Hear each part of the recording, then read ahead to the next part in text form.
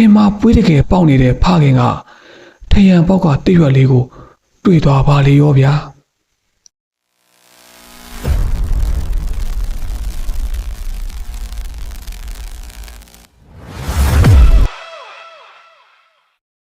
တခါတော့ကတောကြလွန်လာတဲ့ရွာလေးတရွာမှာ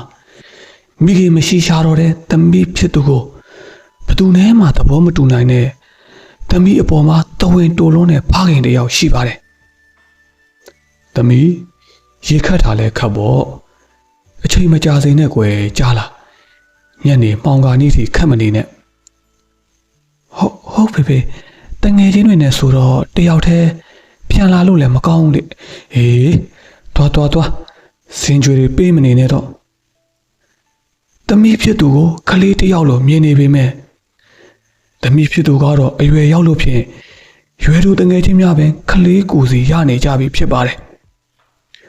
ဒေါ်ဒလေးဆိုတော့အပြိုလူပြိုသူ့အထာနဲ့သူအချက်ပေးပြီးရေခရင်အခြေရေးဆိုအချိန်ရရင်ရတယ်လို့သူ့အတွဲနဲ့သူအချင်းချက်လောက်ရတာပေါ့ကိုမနေ့ကချစ်တို့အိမ်မှာအချက်ပြတာမတွေ့ဘူးလားအခုပြန်စောင့်နေရတာချင်းကြိုက်ခံပြီးတော့အကြာကြီးပဲဟာတွေးဖို့အဆင်မပြေဘူးအဲ့ဒါဖေကညာတော်တော်နဲ့မေးဘူးလေဒီညကိုလာခဲ့လေနော်တောတဘာဝလူချီတိတ်မှာခိုးတွေးရတာကလည်းရေခုံးစရာအမတန်ကောင်းလာပါတယ်သူတို့အတွဲချင်းတဲ့ပုံကတမျိုးဗျအိမ်တကားတော့ခက်ပြီးအိတ်တက်တဲ့အဖေကြောင့်တွေးရတာကအလွယ်ကူတော့မဟုတ်ဘူးရီးသားဖြစ်သူကောင်းလေးကထရံပေါက်မှာမိုးချုပ်ခါစားဆိုရင်တိရွက်ကလေးတရွက်ထိုးပြထားတယ်ဒါဆိုရင်ဒီညသူလာမဲဆိုတဲ့အချက်ပဲလူကြီးတိတ်ပြီဆိုရင်သူရောက်လာတယ်ဒီလိုနဲ့တွေးမှများလာတော့လေလူငယ်တဘာဝအပြိုလူပြိုဖိုမတဘာဝကိုလွန်ဆန်းဖို့လွယ်တာမှမဟုတ်တာစိတ်မထိန်နိုင်တော့လေထရံပေါက်ကနေပဲတန်ဝါဒပြုတ်ကြပါလေရောဖျောင်းနိုင်မိမိန်အောက်မှာထရံချတဲ့ချင်းမောင်နှံအတွက်စီးချက်တန်မှန်ဖို့ဆိုတာဘလို့မှမလွယ်ကူတဲ့ကိစ္စပါဟေးတမီးနင်အဲ့ဒါဘာလုပ်နေတာလဲဟုတ်တမီးမပြောချင်ဘူးဖေတမီးရှက်တယ်နင်ငါ့ကိုမှန်ပြောနင်ပုံစံကမယိုးသားဘူးထရံဘက်ကိုဖင်ကုန်းပေးပြီးနင်ဘာလုပ်နေတာလဲဟိုတမီးတင်ပါမှာပွေးတွေပေါက်နေတာဖေရဲ့အဲ့ဒါထရံအပေါက်ကနေနင်ညိုကြီးကိုရက်ခိုင်းနေတာပါဟေးဒီလိုလုပ်ရတယ်လို့နင့်ကိုဘယ်သူပြောတာတော့တမီးရဲ့တငယ်ချင်းတွေပြောတာဖေဝေးပေါက်တဲ့နေရာမှာစားလေးနဲ့ပို့ပြီးနွားကိုရက်ခိုင်းရင်ပျောက်တယ်တဲ့အဲ့ဒါကြောင့်တမီးလည်းစမ်းကြည့်တာဩအေးပြီးရောသွားအိတ်တော့တမီးဖြစ်သူညံကောင်းတော့အိမ်အပြင်ကရီးသားဖြစ်သူလဲခြေတန်းလုံးနဲ့ထွက်ပြေးချိန်ရသွားတော့တာပေါ့ဒီလိုနဲ့တပတ်လောက်အကြာတညမှာတော့ဖေမာပွေးတကယ်ပေါက်နေတဲ့ဖခင်ကထရံပေါက်ကတိရွက်လေးကိုတွေ့သွားပါလေရောဗျာ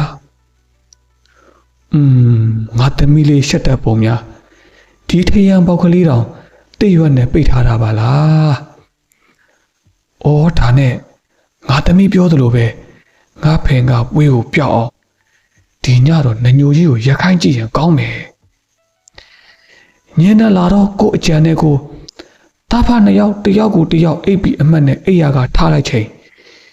ပြိုင်တူဖြစ်နေတော့ဘာပြောရမှန်းမသိဖြစ်သွားတော့တာပေါ့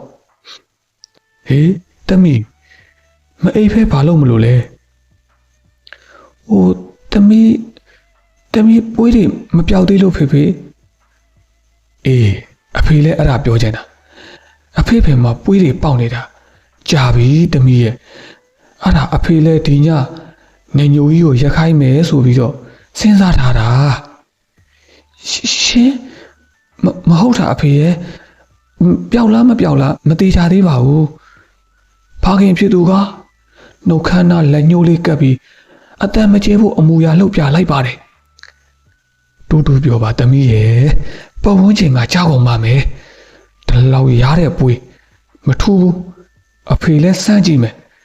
စေးတွေလည်းစုံနေပြီတမီးရဲ့အဖေတော်တော်စိတ်ညစ်နေပြီတမီးရဲ့တမီးဖြစ်သူကတိုးနဲ့ဖခင်ကိုတားနေချိန်မှာအပြင်ကကောင်လေးကလည်းသူ့ကိုအချက်ပြတဲ့အထင်းနဲ့ ယံပေါင်နာကက်ခါအစင်းတဲ့မောင်းတင်ထားတော့တာပေါ့။သမီးဖြစ်သူတားနေတဲ့ကြားကဖခင်ဖြစ်သူမှပစိုးကိုအတာမလို့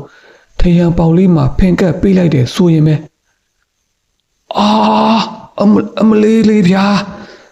တေးပါပြီကွာငါလူမနွားငါသမီးကြရှာနေရက်ပြီငါကြမှာဂျိုးနဲ့တက်ထိုးရလားဟာဖင်ကိုလက်နှစ်ဖက်နဲ့ပေးရင်